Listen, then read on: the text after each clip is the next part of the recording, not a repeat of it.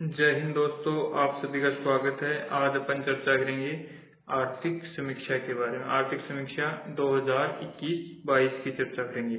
इससे प्रत्येक एग्जाम में 5 से 7 क्वेश्चन आते हैं। ठीक है, मतलब कहने का ये मतलब है कि कोई भी एग्जाम हो राजस्थान की, उसमें से कम 2 क्वेश्चन तो जरूर आएंगे। और आपका ज्यादा समय न लेते हुए पूरी आर्थिक समीक्षा को अपन 10 से 15 मिनट के वीडियो में कवर कर देंगे और सारे प्रश्न हो जाएंगे।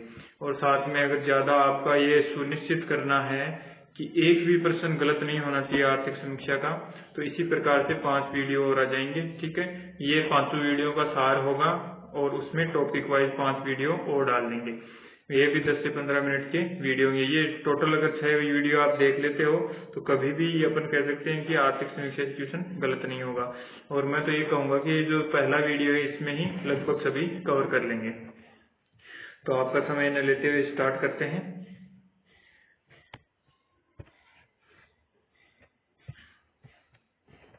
आर्थिक समीक्षा 2021-22। ठीक है, तो जारी कौन करता है? तो जारी करने वाली संस्था है आर्थिक एवं सांख्यिकी निर्देशालय, सांख्यिकी विभाग, राजस्थान, जयपुर। ठीक है, जारी कौन करता है तो समझ में आ गया होगा, सांख्यिकी निर्देशालय। ठीक है, वो अपनी जारी करता है। और इसका कहाँ है तो मुख्यालय जयपुर में स्थित है। ठीक है, ये अपनी मोटी मोटी जानकारी हो गई। अब अपन चलते हैं आर्थिक समीक्षा की ओर। जो मोस्ट इम्पोर्टेंट है उन्हीं को लेके आया हूँ मैं इस वीडियो में, और डिटेल में टॉपिक वाइज अपन नेक्स्ट वीडियो में जो 5 वीडियो आने वाले हैं उनमें हल करते हैं। सबसे पहले आर्थिक समीक्षा 2021-22 है। सकल राज्य घरेलू उत्पाद 21-22 में राजस्थान का सकल राज्य घरेलू उत्पाद क्या रहेगा? एक तो होता है स्थिर कीमतों पर और एक होता है प्रचलित कीमतों पर या प्रचलित मूल्यों पर। स्थिर कीमतों का आधार वर्ष रहता है 2011-12 जो आपको यहाँ दे रखा है। सकल राज्य घरेलू उत्पाद रहेगा जो स्थिर कीमतों पर है 7,33,017 करोड़। ठीक है, और प्रचलित कीमतों पर रहेगा 11,96,137 करोड़। ठीक है, ये डाटा आपको ऐसा का ऐसा रटना है। स्थिर कीमतों का नाम ले तो ये डाटा होगा और प्रचलित कीमतों का नाम ले तो ये डाटा आपको बताना है। ठीक है, नेक्स्ट क्वेश्चन आगे की ओर देखते हैं अपन। अगला वृद्धि दर की बात कर लेते हैं। ठीक है, तो वृद्धि दर रहने वाली है, देखो स्थिर कीमतों पर वृद्धि दर कितनी रहेगी तो 11.04%, और प्रचलित कीमतों पर वृद्धि दर रहेगी 18.04%। और गत वर्ष मतलब ये पूछा नहीं जाता, फिर भी अपन सुरक्षा की दृष्टि से लेके आए, क्या पता कभी क्वेश्चन पूछ ले कि 20-21 में वृद्धि दर कितनी रही, तो -2.86%। ठीक है, और प्रचलित कीमतों की बात करें तो 1.43% रही है। ये डाटा मोस्ट इम्पोर्टेंट है ये। ठीक है, और ये वाला डाटा, ये चारों डाटा आपको याद रखने हैं। किसी भी क्वेश्चन कैसे पूछा जाएगा कि 2021-22 में प्रचलित कीमतों पर कितनी वृद्धि दर रही। ठीक है, तो 18.4 हो जाएगी। स्थिर कीमतों पे पूछे तो 11.04 हो जाएगी। ठीक है, नेक्स्ट आगे की ओर बढ़ते हैं अपन। नेक्स्ट में अब देखते हैं शुद्ध घरेलू उत्पाद। ठीक है, अभी तो अपन किसकी बात कर रहे थे? सकल घरेलू उत्पाद की बात कर रहे थे। अब अपन बात करते हैं शुद्ध घरेलू उत्पाद की। तो स्थिर कीमतों पर आपको पता है आधार वर्ष कितना है? 11-12। सीधा क्वेश्चन पूछा जा सकता है कि स्थिर कीमतों का आधार वर्ष कितना है, या प्रचलित मूल्य, ठीक है, या स्थिर मूल्यों का आधार वर्ष। ठीक है, तो इसके अनुसार 11-12 हो जाएगा। शुद्ध घरेलू उत्पाद कितना है? देखो वो सकल था, ये शुद्ध है। ठीक है, तो ये हो गया 6,48,142 करोड़, और प्रचलित मूल्यों पर पूछे तो 10,78,903 करोड़ रुपए। वृद्धि दर की बात करें तो वृद्धि दर कितनी है? 11.05%। किस पे? स्थिर मूल्यों पे, और 18.01% प्रचलित मूल्यों पर है। ठीक है, और सकल राज्य घरेलू उत्पाद की अभी अपन ने देखी थी 11.4 है। 11.4 से कितनी है? थोड़ी सी ज्यादा है स्थिर कीमतों पर, और प्रचलित कीमतों पर देखी थी अपन ने 18.04, जो थोड़ी सी कम है। ठीक है, इस प्रकार से दोनों डाटा आपको याद रखने हैं। नेक्स्ट आगे की ओर बढ़ते हैं अपन। आगे देखते हैं सकल, जो वही चीज लेके आया हूं जो बार बार एग्जाम में पूछी जाती है। ठीक है, अब क्या है, सकल राज्य मूल्य संवर्धन क्षेत्रवार योगदान की बात करते हैं। ठीक है, एक तो अपन करेंगे स्थिर मूल्यों पर और एक करेंगे अपन प्रचलित मूल्यों पर। ठीक है, कृषि का कितना योगदान है, उद्योगों का कितना योगदान है, सेवा का कितना योगदान है।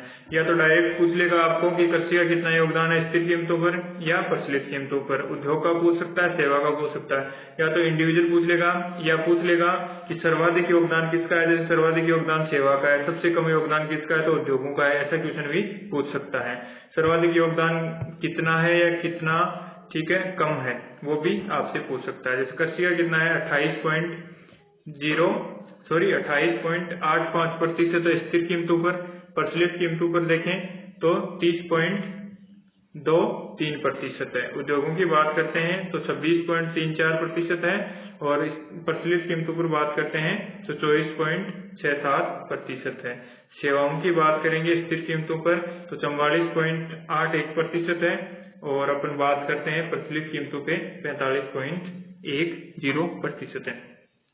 इस डाटा को या तो तुलनात्मक दृष्टि से याद रखो, स्थिर और प्रचलित दोनों का, या फिर एक डाटा को एक को अलग अलग याद रख लो।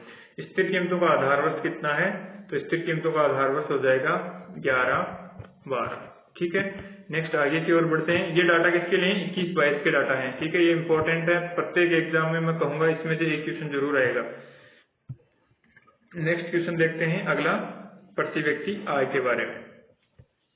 आपको पता है हर एग्जाम में प्रति व्यक्ति आय, जो कृषि का है मूल्य संवर्धन वगैरह, ये सब पूछते हैं। प्रति व्यक्ति आय, ठीक है, स्थिर कीमतों पर और प्रचलित कीमतों पर। अपन दोनों की बात करते हैं 20-21 और 21-22 की। ठीक है, अपने लिए इम्पोर्टेंट डाटा है ये वाले, आगे वाले 21-22 वाले डाटा हैं वो इम्पोर्टेंट। अगर ये इधर वाले याद भी नहीं होते हैं तो कोई बात नहीं है, ये वाले जरूर याद होने चाहिए आपको। ठीक है, तो शुरुआत करते हैं। स्थिर कीमतों पर कितनी है 21-22 के लिए प्रति व्यक्ति आय रहेगी 81,231 रुपए और प्रचलित कीमतों पर रहेगी 1,35,218 रुपए। दोनों को याद करना है। ठीक है, देखो कैसे याद हो जाएगा, 8 तो सबको याद हो जाएगा पहला डिजिट, फिर 1, 2, 3 और फिर 1। ठीक है, 8 के बाद में कितनी होनी चाहिए इनकम आदमी की, 8 के बाद में इनकम होनी चाहिए 1, 2, 3 और 1। ठीक है, और प्रचलित कीमतों पे फिर आपको याद कर लेना है। ठीक है, 1,35,218 है। अब यहाँ से क्वेश्चन क्या पूछ सकता है कि प्रचलित कीमतों पर या स्थिर कीमतों पर प्रति व्यक्ति आय में कितने % वृद्धि हुई। तो देखो 2020-21 में कितनी रही थी 74,009 थी और अब की बार 81,231 है। कितने % की वृद्धि हो रही है तो 9.76% की वृद्धि हो रही है। इसी प्रकार से प्रचलित कीमतों पर कितनी वृद्धि हो रही है 16.63% की वृद्धि हो रही है। ठीक है, दोनों को अलग अलग याद रखना। अपने लिए इम्पोर्टेंट डाटा ये है, एक वृद्धि दर भी इम्पोर्टेंट है। ठीक है, याद कैसे करना है, प्रति व्यक्ति आय स्थिर कीमतों पर 8, 1, 2, 3, 1। ठीक है, नेक्स्ट देखते हैं अपन कुल खाद्यान्नों की बात करते हैं। तो कुल खाद्यान्नों का अपने पास में 21-22 में कितना योगदान कितना रहेगा तो 225.020 लाख मैट्रिक टन। ठीक है, ये क्या अग्रिम अनुमान है, आपको पूछ ले अंतिम अनुमान, तो अंतिम अनुमान था 2020-21 का तो 269.09 लाख मैट्रिक टन। ठीक है, अब की बार देखो खाद्यान्नों में क्या हो रही है, कमी हो रही है। ये कमी निकाल के आपको नोट करनी है। ठीक है, कितनी कमी हो रही है। नेक्स्ट क्वेश्चन देखते हैं अब औद्योगिक उत्पादन सूचकांक। ठीक है, औद्योगिक उत्पादन सूचकांक का आधार वर्ष कितना है तो 11-12 है। नीचे की तरफ देखते हैं थोक मूल्य सूचकांक का आधार वर्ष की बात करेंगे तो 1999-2000 है। मोस्ट इंपोर्टेंट है, 5 एग्जामों में पूछा गया है ये औद्योगिक आधार वर्ष। ठीक है, और ये थोक मूल्य सूचकांक का आधार वर्ष पूछा गया है 5 एग्जामों में, और औद्योगिक उत्पादन सूचकांक का ये भी 1-2 एग्जाम में जरूर पूछा गया है। यहाँ से ये क्वेश्चन बनता है। ठीक है, अब बात करते हैं औद्योगिक उत्पादन सूचकांक की। तो औद्योगिक उत्पादन सूचकांक कितना रहेगा 21-22 के लिए 131.3। ठीक, कब तक की है ये, दिसंबर 2021 तक। इसी प्रकार से थोक मूल्य सूचकांक कितना रहने वाला है, थोक मूल्य सूचकांक आपके सामने है 369.01। ठीक है, अब अपन बात कर लेते हैं औद्योगिक जो अपना थोक मूल्य सूचकांक है उसमें वृद्धि कितनी रहेगी 2020-21 की तुलना में। तो कितनी रहेगी? 9.27% की वृद्धि रहने का अनुमान लगाया गया है। ठीक है, आधार वर्ष इंपॉर्टेंट है दोनों का, थोक मूल्य सूचकांक और औद्योगिक ठीक है सूचकांक का। नेक्स्ट अपन देखते हैं अपनी ऊर्जा क्षमता कितनी है। ऊर्जा क्षमता की बात करते हैं तो 2021-22 में ऊर्जा क्षमता रहेगी, देखो 2 3 3 2 1। ठीक है, सबसे पहले 2 से शुरू करेंगे, फिर 3 आ जाएगा, फिर 3 लिखेंगे, फिर 2 लिखेंगे और 1 लिखेंगे। ठीक है, 23,321 मेगावाट दिसंबर 2021 तक की। ठीक है, इससे पिछली जो अपनी रही थी, ठीक है, 2020-21 के अंदर देखें तो कितनी मेगावाट रही थी? तो 21,979 मेगावाट रही थी। ठीक है, इंपॉर्टेंट ये है अपने लिए 23,321। ठीक है, याद कैसे रखना है? तो 2 3 3 2 1, ये तो क्या हो गई अपनी जो अधिष्ठापित ऊर्जा क्षमता हो गई। और अपन बात करते हैं 8, ठीक है, फिर 1 2 3 1, ये कितनी होगी अपनी प्रति व्यक्ति आय हो गई स्थिर कीमतों पर। ठीक है, इस प्रकार से अपन को याद रख लेना है। नेक्स्ट क्वेश्चन की ओर बढ़ते हैं, आगे की ओर। आगे देखते हैं भारतीय अर्थव्यवस्था में राजस्थान का योगदान। ठीक है, ये ऐसा कैसा टॉपिक कहाँ दिया हुआ है? वीडियो के अंदर तो ये दिया ही हुआ है, परंतु ये अपन को याद भी होना चाहिए। ठीक है, तो अपन देखते हैं 2021-22 में कितना योगदान रह सकता है। अर्थव्यवस्था का आकार प्रचलित मूल्यों पर कितना है? भारत का 232.15 लाख करोड़ का है, वहीं राजस्थान का कितना है? तो 11.92 लाख करोड़ का है। किस पे बात कर रहे हैं? प्रचलित कीमतों पे। फिर अपन देखते हैं जीडीपी विकास दर की। भारत की जीडीपी कितनी रहने वाली है? भारतीय जीडीपी की विकास दर रहने वाली है 9.2%। ठीक है, तो राजस्थान की कितनी रहने वाली है? 11.04%। ठीक है, ये विकास दर है, मोस्ट इंपोर्टेंट है विकास दर। यहाँ से क्वेश्चन जरूर पूछा जाएगा, कोई भी एग्जाम हो चाहिए। ठीक है, नेक्स्ट अब अपन बात करते हैं प्रति व्यक्ति आय प्रचलित मूल्यों पर। ठीक है, तुलनात्मक दृष्टि से अपन यहाँ देख लेते हैं प्रति व्यक्ति आय भारत की कितनी रहने वाली है? 1,50,326 रुपए रहेगी, वहीं राजस्थान की कितनी रहेगी प्रचलित कीमतों पे?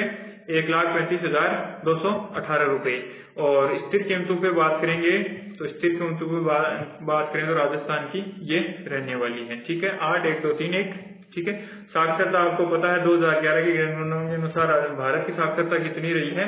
तो अपनी 73% और राजस्थान की रही है 66.1%। जन्म दर की बात करते हैं 2019 के अनुसार, तो जन्म दर किसके अनुसार बात कर रहे हैं? 2019 के अनुसार भारत की रही है 19.7% और राजस्थान की रही है 23.7%। ठीक है, नेक्स्ट अब अपन आगे और चलते हैं। लास्ट अपना डाटा रह गया है, ये रहा। ठीक है, मोस्ट इंपोर्टेंट है कार्य सहभागिता दर। ठीक है, कार्य सहभागिता दर या कार्य भागीदारी दर। ठीक है, 2011 की जनगणना के अनुसार भारत की कितनी है? तो 39.8 है, 8% है, वहीं राजस्थान की कितनी है? 43.6% है। ये क्वेश्चन पूछ लिया गया था। ठीक है, और जनसंख्या आपको पता है 121 करोड़ भारत की है और 6.85 करोड़ राजस्थान की है। ठीक है, फिर अपन बात करते हैं मोस्ट इंपोर्टेंट बार बार पूछा जाने वाला डाटा है लिंगानुपात 2011 की गणना के अनुसार। ठीक है, ये भारत का रहेगा 943 और राजस्थान का रहेगा 928। इसमें क्वेश्चन पूछा जा सकता है कितना कम है राजस्थान का लिंगानुपात भारत के लिंगानुपात से। अधिष्ठापित जो ऊर्जा क्षमता है वो भारत की कितनी है? 3,93,389 मेगावाट है, वहीं राजस्थान की कितनी है? वो 23,321 मेगावाट। ठीक है, और अपन बात करते हैं मोस्ट इंपोर्टेंट डाटा है ये सड़क घनत्व वाला। ठीक है, दोनों को याद रखना, राजस्थान का तो पूछा ही जाएगा। ठीक है, कितना है? 79.76। ठीक है, किलोमीटर। अगर ये 100 किलोमीटर का एरिया है, ठीक है, 100 वर्ग किलोमीटर का अगर कोई एरिया है तो उसमें कितनी सड़कों की लंबाई है या कितना है? तो कितनी है? तो 79.76 किलोमीटर है। ठीक है, उसी प्रकार से भारत की बात करते हैं तो भारत में 161.71 किलोमीटर है। डाकघर कितने हैं? राजस्थान वाले इंपोर्टेंट है अपने लिए, 10,287 डाकघर है राजस्थान में। दूरसंचार ग्राहकों की बात करें तो 120 करोड़ और यहाँ 6.68 करोड़, लगभग देखो जनसंख्या के बराबर ही है जो अपने हैं दूरसंचार वाले। ठीक है दोस्तों, वीडियो अच्छा लगे शेयर करें, लाइक करें, चैनल को सब्सक्राइब करें और इसी प्रकार से आगे भी अपन वीडियो बनाते रहेंगे। ठीक है, छोटे छोटे वीडियो आएंगे, मैं निश्चिंत हो जाओ, एक भी प्रश्न गलत नहीं होगा, कोई भी एग्जाम हो चाहिए आपका। ठीक है, और वीडियो नेक्स्ट मिलते हैं। जय हिंद।